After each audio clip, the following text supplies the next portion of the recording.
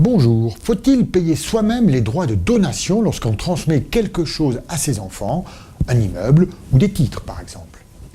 Eh bien la réponse est non lorsque le bien donné a vocation à être revendu à plus ou moins brève échéance.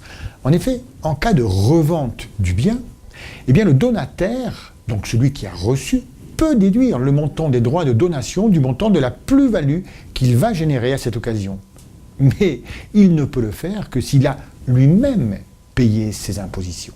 Une cour d'appel de juin 2016 nous rappelle ce principe. Un père donne la nue propriété de titre à ses enfants. Il en garde l'usufruit.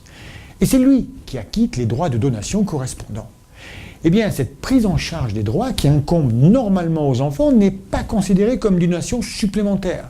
Ça peut apparaître avantageux dans un premier temps, et c'est pourquoi beaucoup de personnes le pratiquent. Mais par la suite, lorsqu'on revend les titres, eh bien les enfants nus propriétaires sont les seuls redevables de l'impôt de plus-value qui va être dégagé. Et ils ne peuvent pas déduire de cette plus-value les droits de donation qu'ils n'ont pas payés eux-mêmes. Prenons un exemple. On me donne des titres qui ont une valeur de 10. Là-dessus, l'administration fiscale calcule des droits de donation à 3. Quelques années plus tard, les titres sont vendus 25.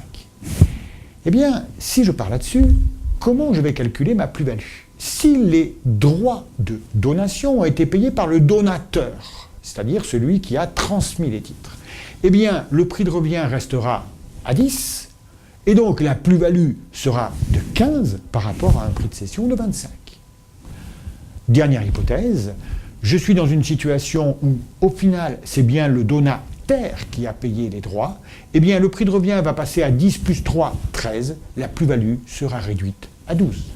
En conclusion, contrairement à une idée reçue, il est souvent préférable de faire payer les droits de donation par celui qui reçoit le bien, quitte à lui donner les moyens de le faire. Par exemple, par un don familial d'espèces s'il est majeur, ou même par un prêt. En tout cas, pour plus d'informations, rapprochez-vous de votre conseiller.